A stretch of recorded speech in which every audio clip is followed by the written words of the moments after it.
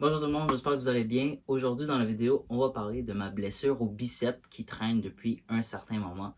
En effet, depuis l'été 2021 que j'ai commencé à avoir une douleur au biceps et en 2023, cette douleur est encore présente. Donc, je vais vous expliquer comment j'ai fait ça, c'est quoi la blessure exactement ce que j'ai et c'est quoi le traitement que j'ai fait pour tenter de régler le problème. La progression s'en va très très bien. Mon objectif, c'est de revenir sur les 6 engins d'ici la fin de l'année. Donc, je vous explique tout ça maintenant.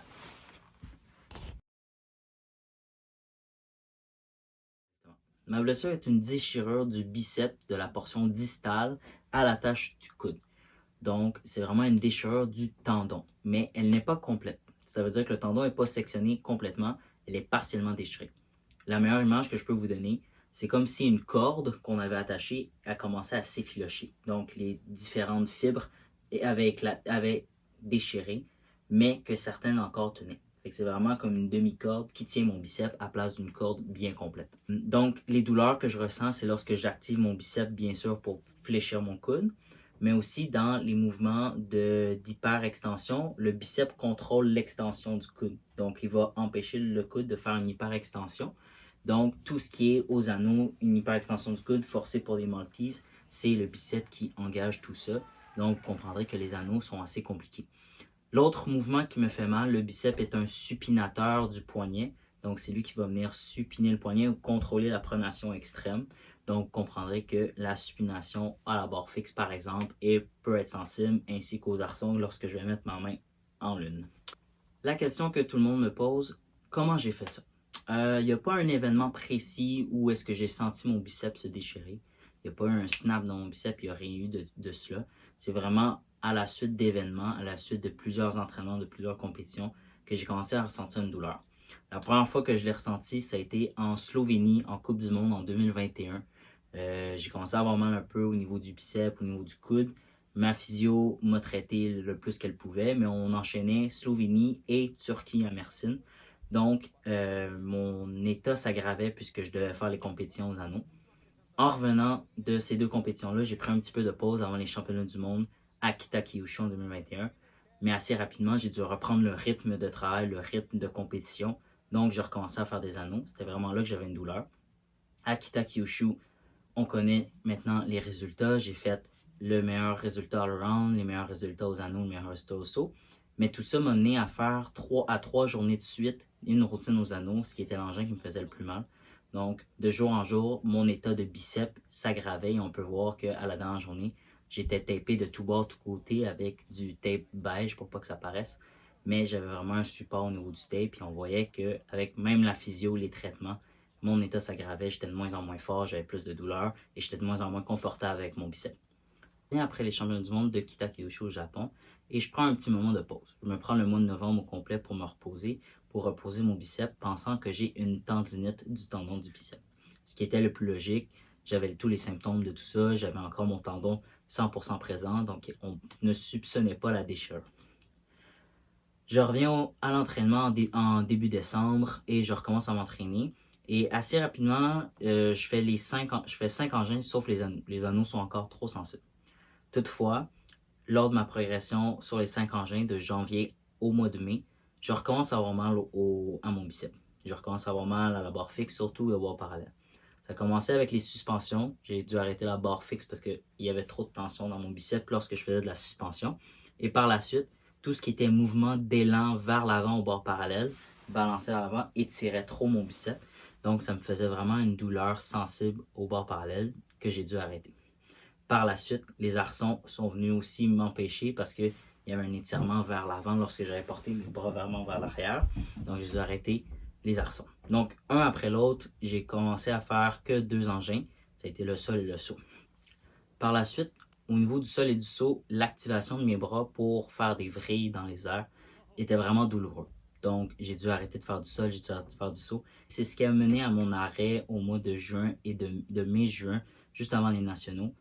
Non seulement il y avait un arrêt physique à cause de mon biceps, mais la charge mentale d'être toujours blessé puis de ne pas avoir de progression, pas avoir de réponse, ça m'a vraiment fait tomber mentalement. J'ai comme eu un gros crash mental. J'avais plus confiance en moi, je savais plus ce que j'étais capable de faire en fait. Donc, c'est un peu ce qui explique ma non-présence au championnat canadien en 2021. Non, 2022, excusez-moi. Du mois de janvier jusqu'au mois de juin, j'ai fait plusieurs examens pour tenter de découvrir ce que j'avais au biceps parce qu'on voulait s'assurer qu'il n'y ait pas de déchirure au début. Mais par la suite, avec l'aggravation de ma blessure, on considérait qu'il y avait vraiment autre chose que juste une tendinite. Donc, tout ça a commencé au mois de janvier lorsque j'ai fait une échographie et on a tout simplement trouvé, les médecins ont tout simplement trouvé des tissus tendineux avec des traces de tendinite, mais aucune déchirure n'a été détectée à ce moment-là. Par la suite, j'ai fait un IRM au niveau du cou pour voir s'il n'y aurait pas un nerf qui était bloqué, qui n'envoyait pas le bon courant, si vous voulez, dans mon bras. Il n'y avait rien d'anormal lors de l'IRM. Ensuite de ça, au mois de mai, j'ai refait une échographie qui n'a mené à aucune conclusion encore une fois, jusqu'à ce qu'on demande à ce que j'aie une IRM au mois de juin. J'ai demandé ça parce qu'il n'y avait toujours aucune progression, même il y avait une aggravation de ma situation. Puis j'avais beau faire les exercices de physiothérapie, prendre un peu plus de repos, arrêter les engins qui me faisaient mal. Il y avait toujours une aggravation de mon biceps, de mon coude. Donc, j'ai demandé au médecin si on pouvait faire un IRM, faire un examen un peu plus poussé pour finalement que l'IRM révèle une déchirure partielle du biceps distal au niveau du coude.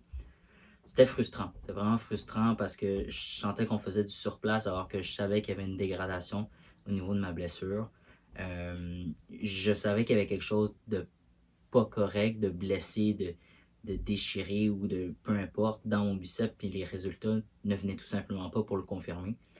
Quand finalement le résultat est sorti pour la déchirure, j'étais vraiment soulagé parce que finalement j'avais une réponse, mais en même temps c'était tellement frustrant parce que j'aurais pu prendre du repos à partir de la mois de novembre pour essayer de réparer ça, d'essayer de me reposer. Et finalement, ce que cela a amené, c'est que j'ai dû abandonner ma participation aux Jeux du Commonwealth, j'ai dû abandonner ma participation aux championnats panaméricains et je n'ai pas fait de all-around de tout le reste de la saison. Les seuls événements que j'ai faits, c'est la Coupe du Monde à Paris, les championnats du monde, et je n'ai participé qu'à quelques engins. Donc ça a vraiment été frustrant, c'est long, ça fait longtemps que je suis blessé, je suis un peu tanné de tout ça, mais finalement je vois la lumière au bout du tunnel, j'ai eu ma deuxième injection, je vais vous en parler un peu plus tard. Maintenant, les traitements que j'ai faits suite à mon annonce de déchirure partielle, les opérations n'étaient pas une possibilité, en fait, ce l'était, mais la seule opération possible, c'était de tout simplement aller au niveau de la déchirure et de couper mon tendon complètement, comme si je l'avais déchiré à 100%, pour ensuite le rattacher en arrière de l'os auquel le tendon s'attache. Donc, c'était pas vraiment pertinent de le faire. Ça aurait été très, très long comme récupération, surtout que le tendon est très, très, très profond au niveau du coude. La deuxième option, c'était tout simplement du repos en attendant que le biceps guérisse, mais en même temps, du repos en gymnastique pour un biceps, c'est tout simplement de ne rien faire. Donc, c'était pas vraiment une option, surtout que l'équipe canadienne avait besoin de moi pour les différents événements, dont les championnats du monde. Donc, c'était pas vraiment une option. Et j'ai opté pour la troisième option, c'est-à-dire des injections, mais pas d'injections de cortisone. Souvent, c'est ce que les gens me demandent si j'ai fait ça. La cortisone est un super bon produit pour certaines articulations, mais au niveau du coude et au niveau des tendons, ça va venir amincir ces tendons-là. Puis c'est pas quelque chose qu'on veut au niveau des athlètes, surtout en gymnastique, les tendons, on les utilise énormément. De venir les amincir viendrait juste augmenter les chances de le déchirer dans quelques années puis de le déchirer complètement cette fois-ci. Donc, l'option vers laquelle je me suis penché avec le médecin, ça a été le PRP, du plasma sanguin enrichi de plaquettes. Qu'est-ce que ça fait ça dans la vie? C'est dans le fond, on vient extraire du sang de ma propre personne, mon sang, et ensuite de ça, le médecin va venir placer le sang dans une centrifugeuse pour retirer les plaquettes sanguines, les nutriments qu'il veut, les globules blancs, les globules rouges et tous les facteurs de croissance dont il souhaite pour ensuite de ça aller réinjecter ce plasma qui est enrichi dans la blessure directement. Donc il vient mettre du sang enrichi de plaquettes dans le tendon qui est blessé directement à la source à place de passer par le système de guérison normal du corps humain. Donc, ça vient juste booster l'inflammation qui est le processus de guérison d'un tendon. En général, ça accélère le processus de guérison naturel. Donc, ces injections, généralement, il en faut une, mais pour quelques cas, il en faut 2 ou 3. Moi, j'ai fait ma première le 29 juin 2022 à l'été. Suite à cette injection-là, c'est environ 10 semaines de retour, de réhabilitation, jusqu'au retour à la normale, si on veut. Je vous dirais que avant mon injection, j'avais mal à me servir une tasse de café avec une cafetière parce que c'était trop lourd. Mais après l'injection, je pouvais vraiment vivre ma vie d'une façon normale. J'avais plus de douleur à l'extérieur du gymnase. Pour une deuxième injection, le médecin m'expliquait qu'il faut vraiment que le patient ait réagi à la première injection. Ce que j'avais fait, ça m'avait vraiment aidé dans le quotidien et à reprendre quelques engins de gymnastique. Mais il faut que la guérison ne soit pas complète. Ce que c'était le cas pour moi aussi, puisque je suis un athlète, je n'étais pas capable de faire des anneaux, qui est ma spécialité. Donc, j'étais vraiment dans le range du 75%. Ce qui m'a mené à avoir une deuxième injection en revenant des championnats du monde le 12 décembre. J'ai eu un mois de gap entre les championnats du monde et mon injection. J'ai pu pratiquer des bords parallèles, de la barre fixe. J'ai même fait une séance d'anneaux et c'était vraiment mieux que c'était. Donc, je suis grandement encouragé par la deuxième injection. J'espère que ça va venir coller le petit 25% qui manque à ma guérison complète. Je fais vraiment tout ce que je peux. Je fais tous mes exercices à tous les jours. Je suis très, très, très motivé à revenir sur les 6 engins. Pas juste faire 3, 4, 5. Je veux faire les 6 Strong All-Arounder. J'ai fini 8e au Champ du Monde en 2021. Je suis capable de faire les 6. Fait que je veux juste montrer que ma blessure au biceps n'a pas terminé ma carrière en tant que généraliste. Donc voilà, ça fait le tour de ma blessure. Je vous ai parlé de qu'est-ce que j'ai eu comme blessure, je vous ai parlé de comment j'avais fait ça et je vous ai parlé de mon traitement ainsi que mes objectifs pour l'année avec cette blessure-là. J'espère que vous avez apprécié, j'espère que ça va vous éclairer sur ce que j'ai exactement et on se voit la semaine prochaine pour une autre vidéo. Thank you!